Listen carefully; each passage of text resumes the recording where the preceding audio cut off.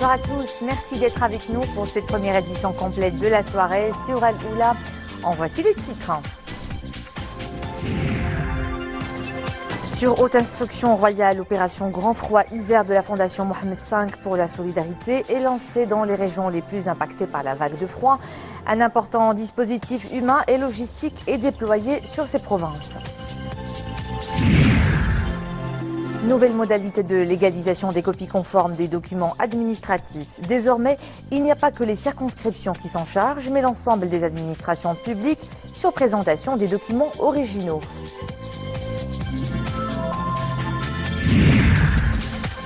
À Marrakech, l'artiste peintre Omar Bourekba expose une rétrospective de 50 ans de création. Le peintre de l'indicible ne cesse de porter une réflexion autour de la condition humaine, la mémoire du corps, la géographie de l'art. C'est à découvrir en fin de ce journal. Avant le développement de ces titres, le souverain du royaume hachémite de Jordanie, Sa Majesté le roi Abdallah II, a reçu aujourd'hui à Amman le ministre des Affaires étrangères et de la coopération internationale qui lui a transmis un message verbal de Sa Majesté le roi Mohamed VI. Ce message porte sur les relations liant les deux pays frères et les développements sur la scène régionale. C'est ce qu'indique un communiqué du cabinet royal jordanien. Le souverain du royaume hachémite a chargé Nasser Bourita de transmettre ses salutations à son frère, à Sa Majesté le roi Mohamed VI, soulignant la profondeur des relations historiques et fraternelles liant la Jordanie et le Maroc et la volonté de les consolider dans les différents domaines. Cette audience s'est déroulée en présence du directeur du cabinet du souverain jordanien. Le ministre des Affaires étrangères et de la coopération internationale a pris part à Amman à la première réunion de la délégation ministérielle arabe restreinte chargée d'étudier la décision américaine au sujet d'Al-Quds. L'opération Grand Froid Hiver 2018 démarre. La Fondation Mohamed V pour la solidarité entame son programme d'intervention humanitaire sur haute instruction royale au profit des populations rurales exposées à la vague de froid. Un important dispositif humain et logistique est sur les provinces touchées. Nisri El-Hamdawi. Sur haute instruction royale, la Fondation Mohamed V pour la solidarité se mobilise une nouvelle fois en faveur des populations rurales exposées à la vague de froid et aux fortes chutes de neige annoncées à partir d'aujourd'hui.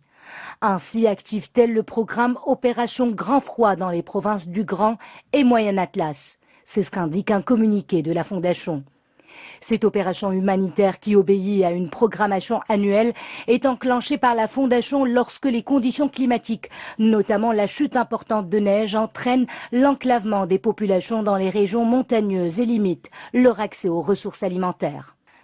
Un important dispositif humain et logistique est dès lors déployé sur les provinces touchées, et ce en coordination avec le ministère de l'Intérieur et les autorités locales. Les équipes de la Fondation sont ainsi mobilisées sur plusieurs sites d'intervention afin d'apporter aide et assistance aux nombreuses familles démunies et les soulager des effets du froid. Les populations bénéficient de la distribution d'un kit grand froid composé de produits alimentaires et de couvertures. Pour cette première phase de l'opération Grand Froid 2018, les équipes de la Fondation interviendront au niveau des 4 provinces de Khnifra, Midelt, Azilal et El Haouz. Un large programme d'aide humanitaire sera mis en place à partir d'aujourd'hui et bénéficiera aux milliers de citoyens d'Edouard de ces régions.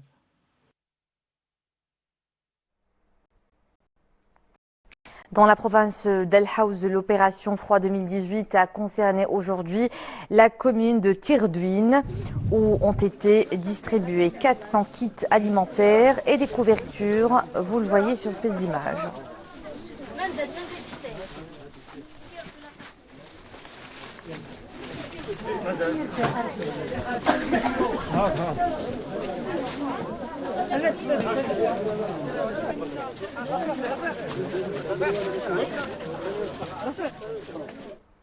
Et en application des directives de Sa Majesté le roi Mohamed VI, une réunion s'est tenue cet après-midi au ministère de l'Intérieur pour l'examen des moyens à même de faire face à la vague de froid qui sévit dans certaines régions du royaume. Il s'agit également de se pencher sur les mesures déjà adoptées pour réduire l'impact du froid sur les populations. Ahmed Amsmir, Mohamed Elishkar. Première constatation, la campagne de distribution des aides alimentaires est qualifiée d'opérationnelle dans les provinces recensées et qui sont au nombre de 22. Au total, 205 douars sont ciblés. Ils relèvent de 169 communes territoriales, soit une population bénéficiaire de l'ordre de 514 000 habitants.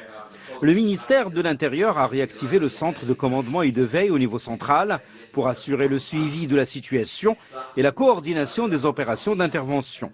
Il a également réactivé les comités provinciaux de veille avec pour entre autres missions la distribution des aliments pour bétail, l'identification des zones de stockage et les points de distribution du bois de chauffage par la délégation du Haut-Commissariat aux eaux et forêts et à la lutte contre la désertification, et d'assurer l'intervention d'urgence au moyen d'hélicoptères d'évacuation médicale au service des citoyens qui se trouveraient dans un état de santé qui nécessiterait l'évacuation d'urgence, telles les femmes enceintes.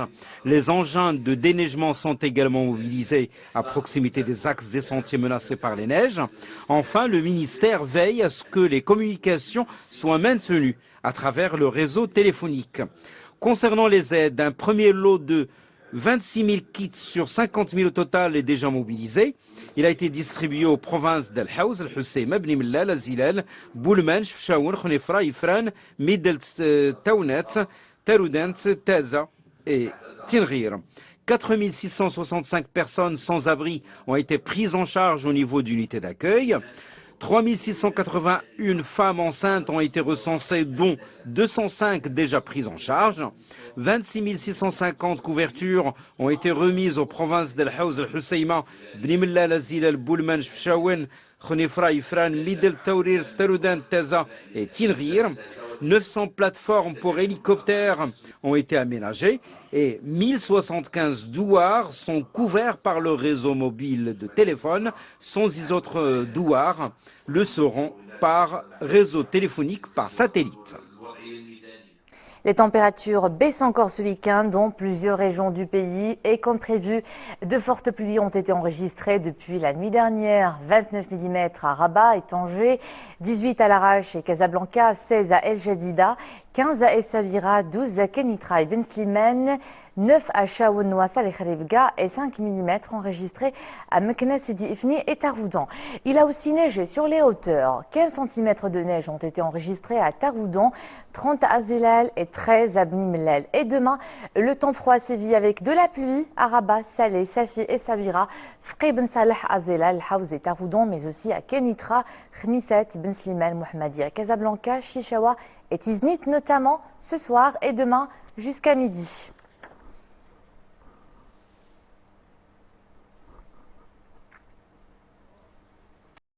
Une nouvelle procédure concernant la légalisation des documents administratifs en vigueur et c'est depuis le début de cette semaine. Les administrations publiques autres que les circonscriptions sont désormais autorisées à légaliser les copies de ces documents sur présentation des originaux. Une procédure simplifiée qui a de quoi vous faire gagner du temps. Les précisions de Abdelhamid Jebran et Mohamed Aitlishkar. Jusqu'à fin décembre dernier, c'était les administrations relevant des communes qui se chargeaient de la légalisation des photocopies et de la certification conforme des documents administratifs. Désormais, toute administration ou organisme public peut certifier conforme à l'original. Premier exemple, une administration qui délivre un document administratif original. Actuellement, le citoyen, ou bien l'usager d'une manière générale, il peut demander à l'administration des copies conformes de ce document.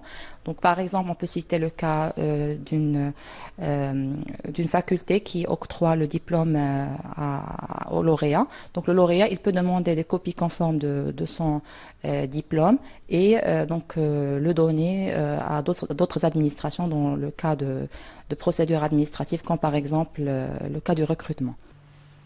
Autre cas, le citoyen a besoin de certifier conforme à l'original un quelconque document administratif. Il peut alors s'adresser à une quelconque administration de service public pour cette tâche. Au lieu que le citoyen aille chez une annexe administrative pour demander une copie conforme à un document donné, donc cette administration elle-même peut certifier conforme son document. Bien entendu, il faut que le citoyen lui donne l'original, donc le document original, pour que l'administration s'assure qu'il est bien conforme à la copie. Le décret relatif à cette réforme a déjà été publié dans le bulletin officiel le 20 septembre dernier, suivi de la diffusion le 15 décembre d'une circulaire du chef du gouvernement. Le décret est entré en vigueur mardi dernier.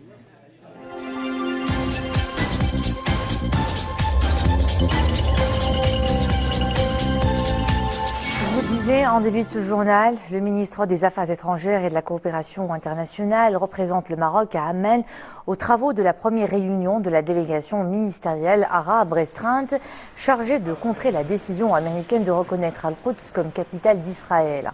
Cette délégation est chargée de mener des actions sur les plans diplomatiques et médiatiques, à même de faire face aux impacts négatifs de la décision des États-Unis.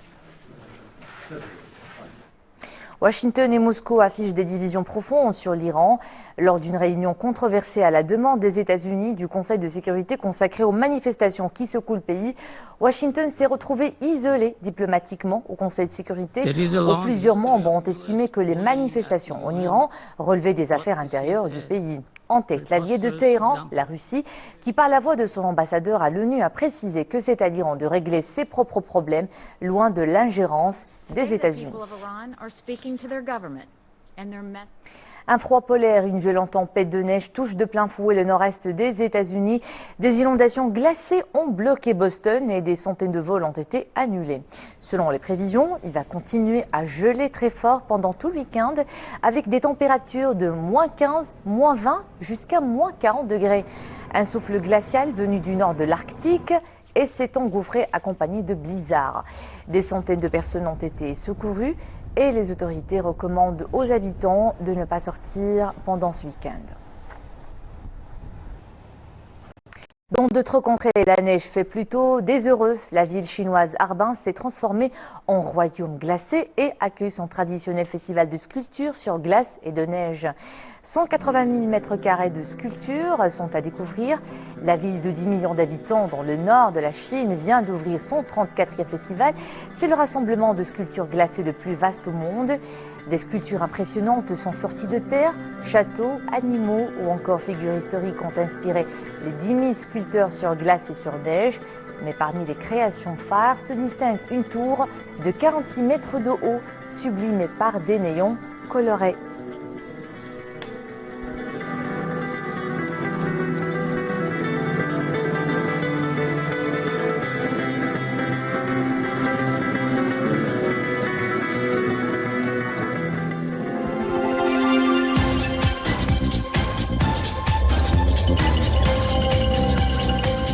C'est parti pour la 22e édition des Journées de l'orientation scolaire, universitaire et de l'entrepreneuriat. Quoi de mieux pour accompagner les futurs bacheliers et les étudiants du cycle supérieur dans leur quête sur les débouchés des différentes formations. Le bonus de l'événement, donner à l'orientation une dimension entrepreneuriale et innovatrice. Sarah Katir. La caravane de la 21e édition des Journées de l'orientation scolaire, universitaire et de l'entrepreneuriat fait escale à Casablanca. Et c'est pour avoir plus de détails sur les filières à suivre après l'obtention de son bac que Saïd Teiki a pris le chemin de cette caravane. Les représentants de cette caravane nous ont rendu visite à notre lycée. C'est pour avoir une idée sur les différentes écoles et universités que je pourrais suivre que je suis là. La bonne orientation constitue la clé de réussite dans le cursus scolaire, professionnel et universitaire des jeunes. Et c'est pour cela que cette caravane réunit non seulement les universités et les grandes écoles, mais aussi les orientateurs. Les conseils que je peux donner aux élèves et à leurs parents, c'est de se concentrer plus sur les branches scientifiques et les langues. C'est le moyen sûr pour accéder aux grandes écoles.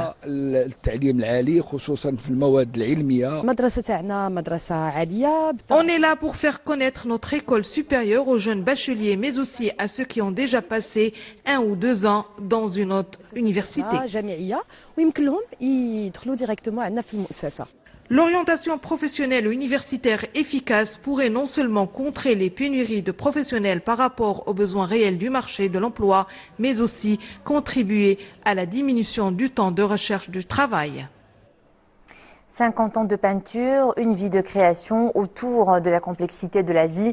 Le plasticien Omar Bourgba est à l'honneur à Marrakech à travers une nouvelle exposition rétrospective sous le signe de la maturité de l'art. L'artiste a été influencé par plusieurs mouvements, à commencer par l'impressionnisme à ses débuts, et il ne cache pas son bonheur d'exposer à Marrakech où l'art se porte très bien selon l'artiste. Amina Alem et Mounia Marouche. Ces œuvres nous plongent dans un tourbillon mystique où la calligraphie arabe est la complexité de la vie intérieure. Omar Bourgba, ce peintre lyrique, renouvelle chaque fois sa manière de peindre. Mais il ne peut pas donner libre cours à sa création picturale sans sa muse inspiratrice. C'est une rétrospective de ma monographie que j'ai réalisée avec le ministère de la Culture. C'est un prolongement de l'exposition que j'ai organisée à la galerie CDG à Rabat. Cette exposition relate les étapes de mon art pictural depuis les années 60. Ces tableaux sont teintés de poésie, une discipline qui lui est très chère. À la manière colorée de la sensation poétique ne peut pas résister à la magie des matières. Dans les toiles, la couleur prend indéniablement le pas sur le dessin. On organise aussi cet événement pour retracer un petit peu son parcours, qui a plus de 50 ans de création. Donc aujourd'hui, on a parmi nous des artistes qui sont venus honorer cet événement, tels que M. Hassan Bourqiya. Omar Bourgba est l'une des figures incontournables de l'art contemporain au Maroc, qui ne cesse de conjuguer spiritualité, gestuelle et mouvement pour atteindre la dimension cachée de la vie intérieure. Fin de ce journal, merci à vous de nous être fidèles. À 20h30, l'info de retour avec Mohamed Reda Lalidi. Très bon week-end à tous.